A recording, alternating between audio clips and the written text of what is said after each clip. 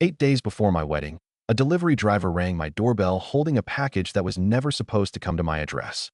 My name is Freya, and the box he handed me, a small, unremarkable brown box with a shipping label I almost didn't bother reading, turned out to contain the only piece of evidence I would ever get of a lie that had been running underneath my entire engagement for over a year. I want to tell you exactly how it happened, because even now, months later, I still can't quite believe that the whole thing hinged on a courier app glitching and rerouting one package to the wrong door on the wrong street. First, the setup, because none of this makes sense without it. I met Julian 3 years ago through my roommate at the time, who worked with him at a design agency downtown. He was sharp, funny in a dry, understated way that took people a few weeks to warm up to. And this part matters. He was extremely, almost aggressively organized. Color-coded calendar. Labeled kitchen containers. The kind of person who pays bills the day they arrive instead of letting them sit. I used to joke that dating him felt like dating a very charming spreadsheet, and he'd laugh and say that was exactly what made him good at his job. We moved in together after a year and a half. He proposed on a trip to the coast 18 months ago, got down on one knee on a beach that was, in retrospect, suspiciously well scouted for lighting and privacy. I remember thinking at the time how impressive it was that he'd found a spot with literally no other people around on a Saturday afternoon in July. I didn't think anything else of it. I said yes. Obviously, I want to tell you about Julian's job because it becomes relevant fast. He worked remotely for a mid-sized software company, doing product management, which meant long stretches of in meetings that I had no visibility into and, frankly, no reason to question. He traveled for work maybe 6 times a year, usually 2 or 3 days at a time, conferences and client visits, always with the mundane specificity that makes a lie feel like truth. Flight confirmations he'd show me sometimes, hotel names, a running bit where he'd send me photos of terrible airport food. The wedding planning itself, looking back, had exactly one detail that should have bothered me more than it did at the time. Julian was oddly resistant to a joint bank account. We talked about merging finances after the wedding to keep things simple, he said, and in the meantime he insisted on handling all the wedding vendor payments himself, from his own account, so we don't have to keep splitting receipts and doing math, which sounded, at the time, like exactly the kind of tidy, organized thing Julian would say. I signed off on it without a second thought. I had my own savings, my own income, my own sense that this was simply how a very orderly man liked to run a project, and a wedding is nothing if not a project. 8 days before the wedding, on a Thursday afternoon, our doorbell rang while I was working from home. Julian was traveling, a 2-day trip, a client renewal thing, in Denver, he told me, flying out Wednesday morning, back Friday night. Cutting it close to the wedding, but nothing that felt unusual given how many of his trips had bookend-tight windows before. I opened the door to a delivery driver holding a small brown box, scanning it against his handheld device, with visible confusion. "Sorry, is this 214 Birchwood?" he asked. "216, I said. 214's next door." He frowned at his screen. "It says 216 here." "Weird. The address on the label says 214 though. You want it? Saves me a trip, honestly, if you know the neighbors." I almost said no. I almost told him to just take it next door himself. But it was addressed, I noticed as he handed it to me anyway, just in case, to a name I didn't recognize. Not Julian's name, not mine, not our next-door neighbors' names as far as I knew them. It said, Marisol Fenn. I stood in my doorway for a solid minute just looking at that name, feeling the specific low-grade static of a detail that doesn't belong anywhere in the story you think you're living. I told myself, reasonably, that it was a previous tenant, a subletter, something explainable and boring. I actually Googled 214 Birchwood previous residents, standing right there in my doorway, which tells you how quickly the paranoia kicked in even while I was actively trying to talk myself out of it. Nothing came up. I walked the box next door myself 20 minutes later, partly to be a decent neighbor, partly, I'll admit, because I wanted an excuse to ask about the name on the label. The woman who answered at 214 was in her 60s, clearly not Marisol Fenn, and had lived there for 11 years. She looked at the label, shrugged, said she got misdelivered packages for randoms all the time and to just leave it with her. She'd sort it out or send it back. I should have left it there. I want to be honest that this is the point where a more disciplined person would have simply let it go, dropped the box, gone back to her Thursday. I did not do that. Some instinct, small, insistent, the kind you don't fully trust yet because it hasn't earned your trust yet, made me ask her, casually, if she knew anyone by that name on the block. She thought about it for a second and said, "Oh, is that the girl who's been coming by the gray house on the corner? Rents it short-term, I think. Blonde, drives a little green car." I've seen her a handful of times over. Gosh, I don't know, a year maybe? Sweet girl. The gray house on the corner.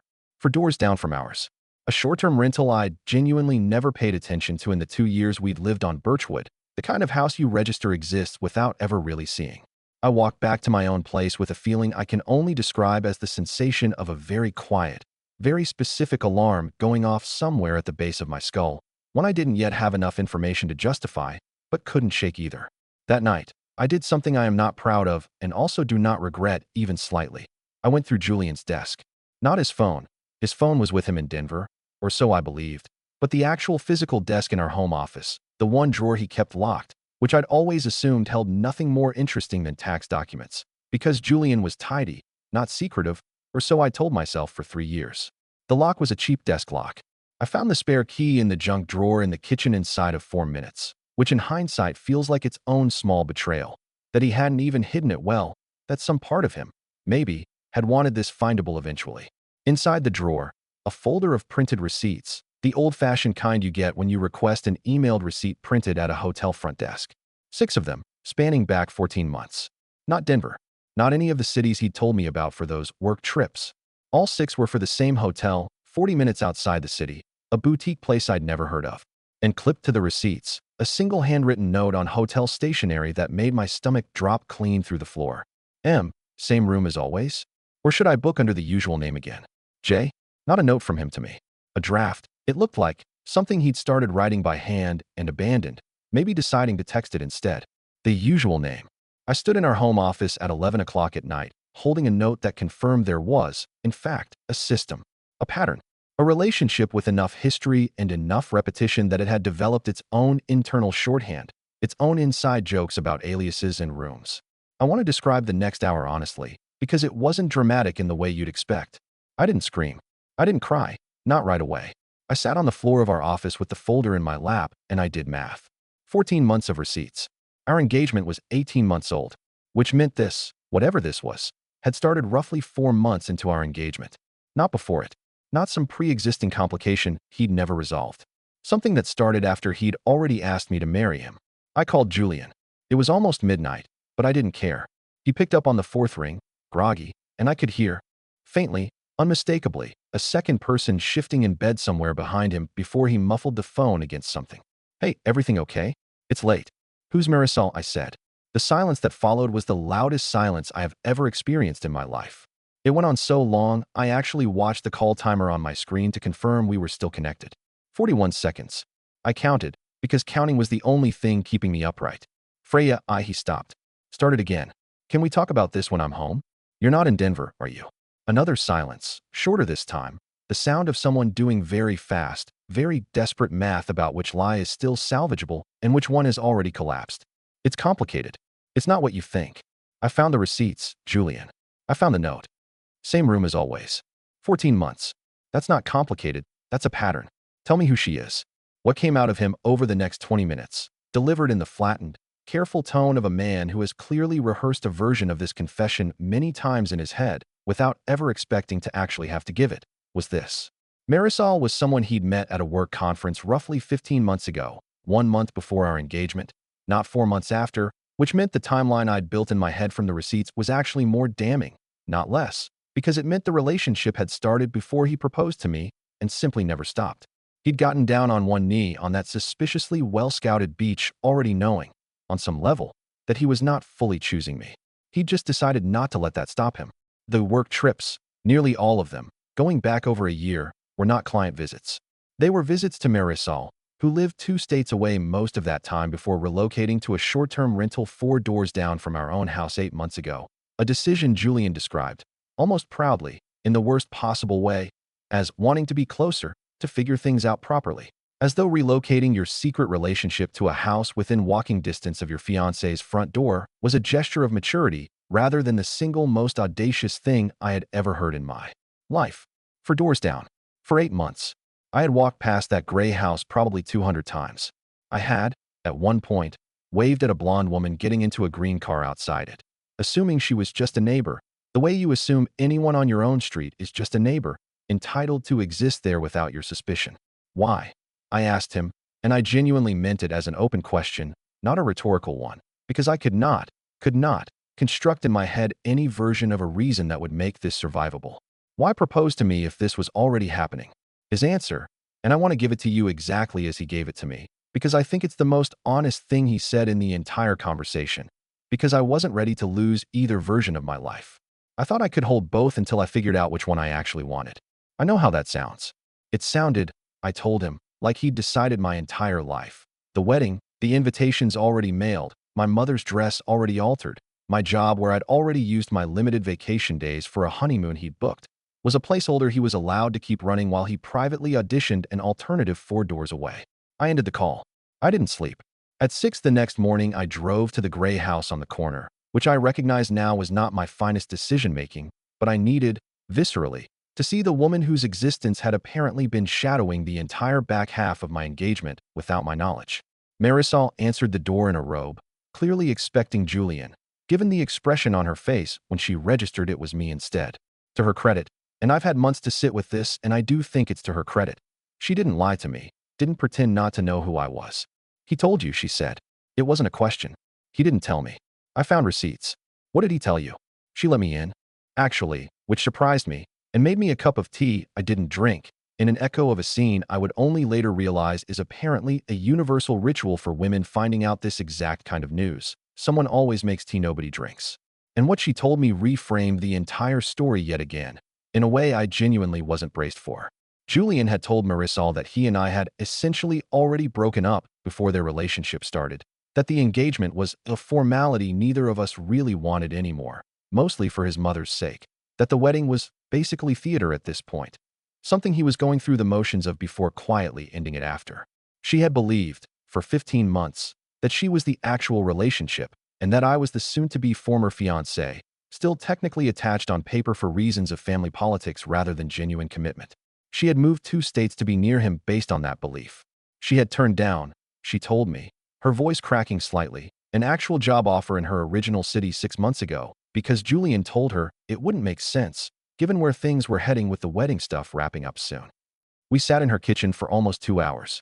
2 women who had, independently, sincerely, been told 2 mutually exclusive versions of the same relationship's endpoint, both of us structuring real, significant life decisions, a wedding, a cross-state move, a declined job offer, around a story that could not possibly have been true for both of us at once, because Julian had simply told each of us whatever version kept us both compliant and unsuspecting for as long as possible. Neither of us was actually the affair. We were both, in some sense, the primary relationship, in our own separate versions of a story he'd been telling 2 audiences at once for 15 months, each of us convinced we held the real position and the other person was the loose end waiting to be tied off. I want to skip ahead through the parts you can probably imagine. The phone calls to my mother, to the venue, to the caterer, the shell-shocked morning I spent explaining to my maid of honor why the dress she'd had altered wasn't going to get worn, the deposit I lost on the florist because we were inside the 14-day cancellation window by 6 days. I want to skip through that not because it wasn't hard. It was genuinely one of the worst weeks of my life, logistically and emotionally, in about equal measure, but because I think the more important part of this story is what happened after, and what I learned about the specific mechanics of how Julian pulled this off for as long as he did. The vendor payments made sense now. Obviously, the ones he'd insisted on handling from his own account to keep things simple. What I discovered, going back through what records I could access after everything fell apart, was that he'd been running a genuinely tight financial operation to keep both women funded without either of us ever seeing a transaction that would tip us off. Wedding costs came out of a joint adjacent account I had partial visibility into. Marisol's rent, her moving costs, gifts, those came from a separate account entirely, one he'd apparently opened under a slightly different configuration of his name that never showed up when I'd occasionally, casually, glanced at shared statements. The organization that had always charmed me about him, the color-coded calendar, the meticulous bill-paying, had, it turned out, a much darker application the entire time. He wasn't just tidy. He was running 2 households on a spreadsheet, and he was, until a delivery driver rang the wrong doorbell, extremely good at it. I confronted him exactly once more, 4 days after the initial call, in person, because I needed to physically watch his face while he tried to explain the beach proposal. He didn't have a good answer. Nobody would. He said something about genuinely loving both of us in different ways, which I've since decided is one of those sentences that sounds like an explanation, but is actually just a more elaborate way of saying, I wanted everything, and was willing to let two people suffer to get it. I called off the wedding. Obviously, formally, 8 days before it would have happened. My mother, God bless her, had already started quietly making calls to guests before I even asked her to, some instinct kicking in the moment I walked into her kitchen with my face doing whatever it was doing. My sister flew in from 3 states away within 18 hours of finding out, showed up at my door with a bottle of wine and zero questions asked, just sat with me on the floor of my living room while I cried in the specific ugly, hiccuping way you only cry maybe 3 times in your entire life. Marisol and I stayed in loose contact for a couple of months afterward, mostly out of a shared, slightly grim curiosity about how thoroughly we'd both been managed. She moved out of the gray house on Birchwood about 6 weeks after everything came out, back to her original city, back to try to salvage the job offer she'd turned down, though as far as I know that particular door had already closed by the time she went looking. We don't talk much anymore. I think, in the end, neither of us particularly wanted to be a permanent reminder of the worst thing that had happened to the other one, but I think about her sometimes, and I hope, genuinely, that she landed somewhere steadier than either of us was standing that morning in her kitchen. I moved out of the Birchwood house within a month, into a small apartment closer to my sister, deliberately far from any street where I might accidentally walk past a gray house on a corner and feel my stomach drop. I started therapy about 6 weeks after everything happened, later than I probably should have, mostly because the first month was consumed entirely by logistics, canceling vendors, returning gifts, having the same conversation with different relatives 11 separate times, and there simply wasn't room yet for the deeper processing until the practical fires stopped needing to be put out. My therapist has helped me understand something I didn't have language for in the immediate aftermath, that the specific quality of this deception, its organization, its patience, its careful financial architecture, wasn't a reflection of anything I failed to notice. You cannot out-vigilance a person who is good at systems and has decided to apply that skill to concealment instead of honesty. The same qualities that made Julian charming, his tidiness, his planning, his calm under pressure, were the exact qualities that let this run undetected for 15 months. I've had to actively work against the instinct to retroactively distrust every organized, capable person I meet, because the truth is that organization isn't a warning sign. Secrecy is. I just didn't have access to the secrecy until a courier's app glitched on an unremarkable Thursday. It's been just over 7 months now. I think, more than anything, about that box. About how close the whole thing came to never reaching me at all. If the driver had simply left it at the actual 214 like the label said, if the woman there had just tossed it rather than mentioning the name, if I'd been slightly less curious, slightly more willing to let a strange detail sit unexamined the way I'd let so many strange details sit unexamined for the better part of a year and a half.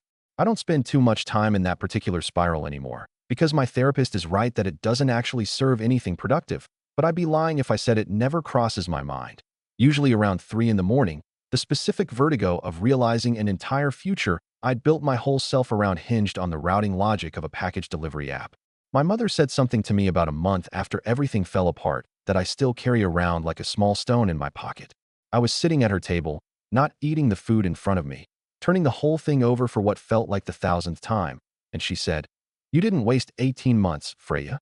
You found out the truth in 18 months instead of finding it out in 18 years, after there were kids, after there was a house with both your names on it, after there was so much more to untangle. This is the cheap version of finding out. I know it doesn't feel cheap right now, but it is." I didn't believe her at the time. I believe her more now, 7 months out, with enough distance to actually see the shape of what I avoided rather than only the shape of what I lost. I check things differently now, in the early stages of getting to know someone new. Not obsessively, not from a place of fear, but from a place of having learned, in the most expensive way possible, that charm and organization and even genuine seeming tears at an engagement dinner are not, on their own, evidence of anything. I pay attention now to the small logistical inconsistencies I might have once waved away as nothing, a story that doesn't quite match its own timeline, a receipt that doesn't add up, an explanation delivered just a beat too smoothly. Not out of paranoia. Out of the specific, hard-earned understanding that sometimes the entire truth of a relationship is sitting in a drawer with a cheap lock, waiting for a spare key you didn't even know you had.